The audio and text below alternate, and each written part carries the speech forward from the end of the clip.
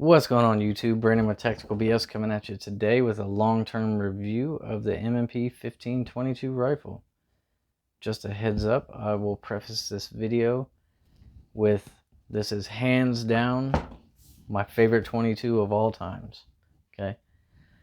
Start out. I bought this as a basic M&P 1522 MOE. Those come in right around 79 ounces. Features a 16.5-inch barrel. Blowback design. Comes with one 25-round magazine, as you can see here. Threaded barrel, so you can add your little suppressor. Different muzzle brakes, whatever you want to do. Compensators. It's 22. You don't need a compensator. Oh, okay. So the magazine's here. 25 rounds. Come with these little tabs on both sides. To load the mag, all you gotta do is pull these tabs down. Load your ammo in. It makes loading mags super simple. As you can see, I did decide to buy some extra magazines because who wants to sit and reload one mag at a time?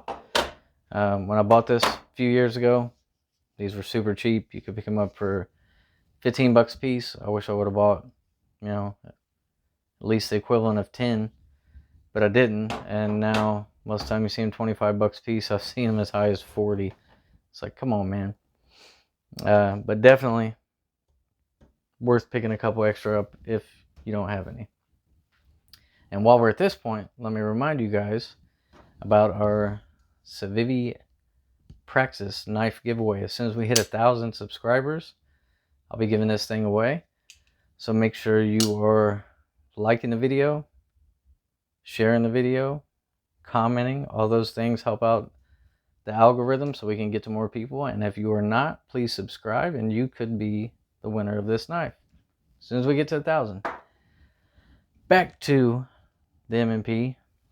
As you can see, I said it came Magpul Moe, which came with the plastic Moe grip, the Moe stock, and M-Bus flip-up sights. Well, now I have the Moe Plus grip, which I put on all of my AR and AK style rifles. It's like a rubberized texture to it. And when it gets hot, your hands are sweating, you're out in the rain, whatever, super grip. And it's super comfortable, way better than the polymer feel. So highly recommend that.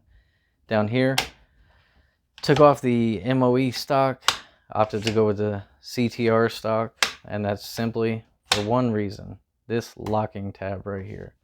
With that locking tab, it removes all jiggle to your stock. Nice and sturdy. So if I'm going to run like an MOE style, I'll always get the MOE or the CTR because to me, it feels so much better with that locking up. Throw in a Magpul MVG, M-Lock vertical grip. Ditch the M-Bus sights. I like M-Bus sights, but to me, this isn't really a tactical rifle. This is a 22. It's fun to shoot. Throw a Bushnell Banner Dust to Dawn 3-9x40. These are about 90 bucks on Amazon. Clear glass, 100 yards. I'm getting 2-inch groups with, your bulk box ammo. I'm sure maybe you could get a little bit better if you're shooting some expensive target ammo, but I don't need all of that. It's just a fun plinker. Of course, you have the option, if you own AR, instead of buying a dedicated AR-22, knocking things down, you can get a drop-in bolt assembly and magazine for your AR-15.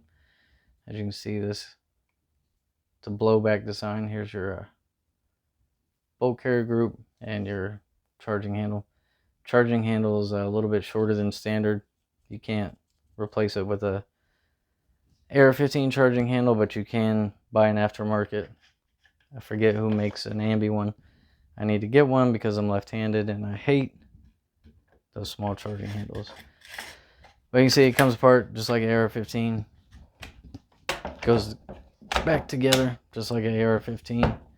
You can put AR-15 triggers in here. Downside is the width of the trigger pins, I think, has to be a little bit wider. So if you're interested in doing that, you do have to get some separate trigger pins.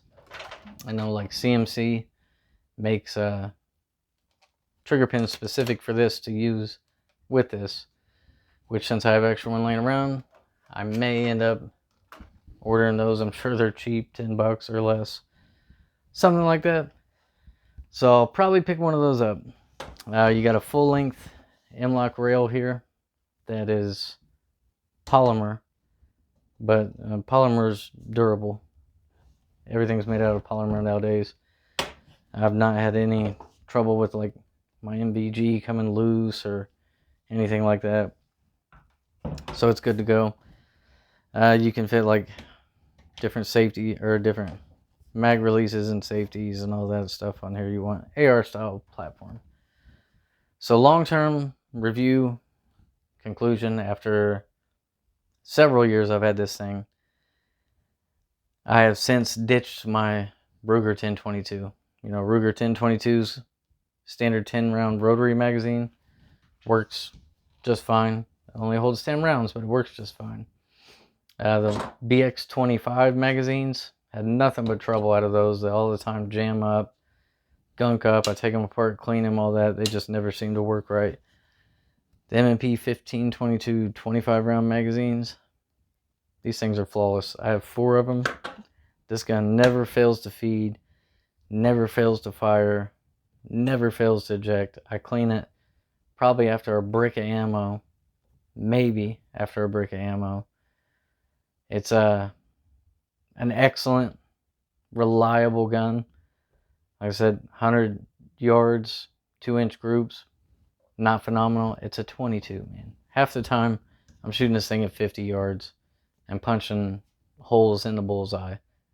Like if you want to go squirrel hunting, rabbit hunting, whatever you want to do with this, shoot paper like me, this is an excellent, excellent option. I think when I got it, I paid $350. I regularly have seen them for $429 or less. Pick one up used, probably even less. For the price comparison of a 1022, what are they going for nowadays? Like $250 to $300 to get this. Just the reliability, the modularity of the AR platform, and the different accessories you can put onto it. Hands down, this one wins. So that's all I got for you guys on this video. Make sure you check out my other videos. Don't forget about the giveaway. I want to give this to somebody. Let's get to 1,000 so we can do that.